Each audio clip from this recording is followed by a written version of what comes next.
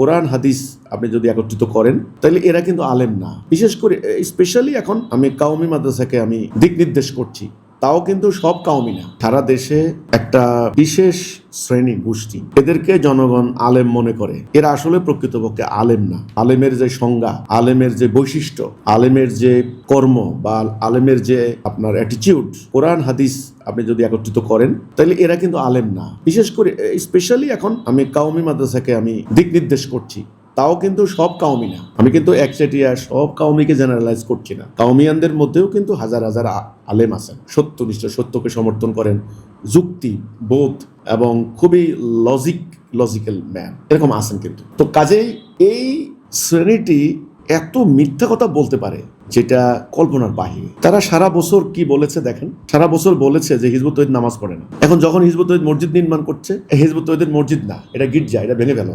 দেখেন সারা বছর এরা বলছে কি হিজবুত তৌহিদে মরলে জানাজা দেয় না, এটা অপপ্রচার করছে মানুষের সামনে। এখন তো আমাদের আলহামদুলিল্লাহ আন্দোলন অনেক বড় হয়েছে, সারা বাংলাদেশে হাজার হাজার আমাদের কর্মী সমর্থক, লক্ষ লক্ষ অনুসারী আছে। তো প্রতিনিয়ত আল্লাহ তাআলার নিয়ম দুনিয়াতে আসে যায়, নানান কারণে অসুখে বিসুখে দুর্ঘটনায় মারা যাচ্ছে। যেমন আজকেও কক্সবাজারে আমাদের একজন ভাই, তিনি ওই যে বিদ্যুতের শক লেগে তিনি কিন্তু পর্দা গ্রহণ করেছেন, মারা গেছেন। তো এদের জানাজাগুলি হচ্ছে, জানাজায় শত শত এমনকি হাজার মানুষ হচ্ছে, গ্রামের মানুষ। এরা এতদিন বলতো কি বসাইয়া কবর দেয়, হ্যাঁ, কালো কাপড় দিয়া মাটি দেয়, এরা খ্রিস্টান, এই কথাগুলি বলতো। এখন মানুষ, গ্রামের মানুষ নিজেরাই মাটি দিচ্ছে, নিজেরাই সাদা কাপড় দিয়ে মাটি দিচ্ছে, নিজেরাই জানাজা করছে, নিজেদের পার্শ্ববর্তী আলেম, কোনো একজন আলেমের নেতৃত্বে তারা জানাজা দিচ্ছে। এই যে মিথ্যা কথা বলে দেখেন, এতদিন তারা বলতো কি যে এরা নামাজ পড়ে না। এখন যখন আমাদের ঈদের জামাতগুলি হচ্ছে, বড় বড় ঈদের জামাত, এক একটা জামাতে হাজার হাজার লোক, কোনো কোনো জামাতে 10,000 লোক হয়, সেখানে আমাদের খুব সুন্দর ডিসিপ্লিন থাকে, সেখানে আমাদের মেয়েরা পার্টিসিপেট করে, যেটা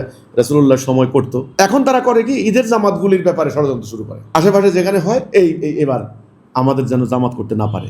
এই যে কথাগুলি তারাগুলি, তা আমাদের সামনে তারা এই প্রতিবন্ধকতাগুলি কেন সৃষ্টি করছে? এতে তো ওরা জনগণের সামনে উগ্র, অসহিষ্ণু, সন্ত্রাসী, জঙ্গি, সাম্প্রদায়িক, হ্যাঁ, এই হিসাবে তারা তো ট্রিটেড হবে, চিহ্নিত হবে। এই কথাটা আমি আজকে বলবো যে তারা এই যে মিথ্যা কথাগুলি, সিরিয়াল ধরে মিথ্যা কথা, বইয়ে, আমাদের বই এখন ঢুকছে বইয়ের ভিতরে। এতদিন মোটা দাগের কথাগুলি বলতো, জনগণ তো মনে করতো ও খ্রিস্টান, আসলে মানুষ আমাদেরকে দেখতো না। এরা জানাজা করে না, তাহলে তো জানাজা করে না, বসায় কবর দিয়ে দেয়, তাহলে ভিন্ন ধর্মের লোক। এখন মানুষের বাড়ির কাছে, মানুষের নিজের গ্রামের লোক মারা যাচ্ছে, মানে হিজবুত তৌহিদ। এখন আর এই কথা টিকে না, খ্রিস্টান বললে আর টিকে না, আপনার হলো নাস্তিক বললে আর টিকে না, ঠিক আছে, এরা বসায় কবর দেয়, এগুলো আর খায় না। ওকে, এখন কি করছে, ঢুকছে বইয়ের ভিতরে। এই বইয়ের ভিতরে দেখেন, এই বইটা 300 মানে প্রায় 400 পৃষ্ঠার বই। এই বইটা 400 পৃষ্ঠার একটা বই, কি মোটা বই দেখেন। এ বইটা একজন লোক পূর্ণাঙ্গ না পড়ে, আদ্যপান্ত না পড়ে কিছু বুঝবে, এখান থেকে একটা লাইন, একটা পৃষ্ঠা, 2টা শব্দ আইনা এবার হ্যান্ডবিল রচনা করে ছেড়ে দেবে। তোমরা ভাই এগুলি কেন করছো? বই জনগণকে দিয়ে দাও, আমরা দিতে চাই জনগণকে, বই দাও।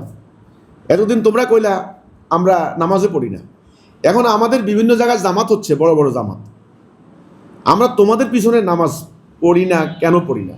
এই কথাটা তো বলবা জনগণের মাঝে, জনগণকে আসল কথা বলো না কেন? আমরা তোমাদের পিছনে নামাজ পড়ি না এই একটা কারণ, আল্লাহ নিষেধ করেছেন যারা বিনিময় নেয় তাদের পিছনে তাদের আনুগত্য করবে না।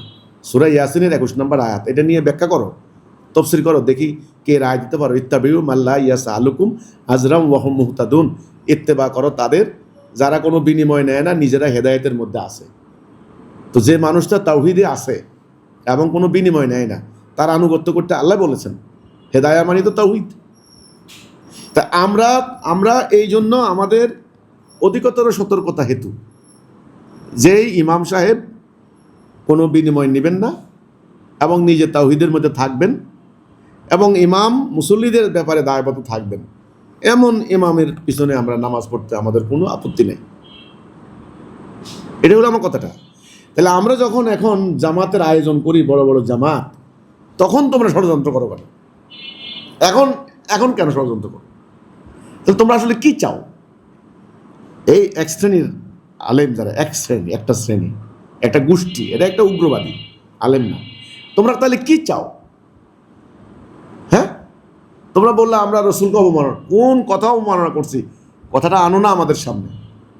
তোমরা বললা রাসূলকে কটুক্তি, এরা কি রাসূলের সাহাবীকে মানে গালাগালি করছে। কোন কথার উপরে গালাগালি করছে, কোন বইতে দেখাও।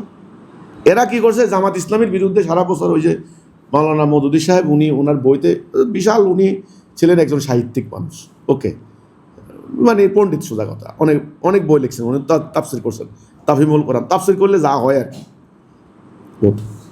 কোন লাইনে, কোন কথা, কোন বইতে সাহাবীদের সমালোচনা করছে আল্লাহ জানে। পাবলিক কিন্তু এখন পর্যন্ত এসব বই, এটা একাডেমিক ব্যাপার না। পাবলিক কোন বইতে, পাবলিক কি জানে নাকি কোন বইতে উনি সমালোচনা করছেন? এরা দেখবেন ফেসবুকে আইনা এই জামাত কাফের, জামাত সাহাবীদেরকে, মওদুদী সাহাবীদের গালাগালি করছে। তো এগুলা তো কোনো কথা না।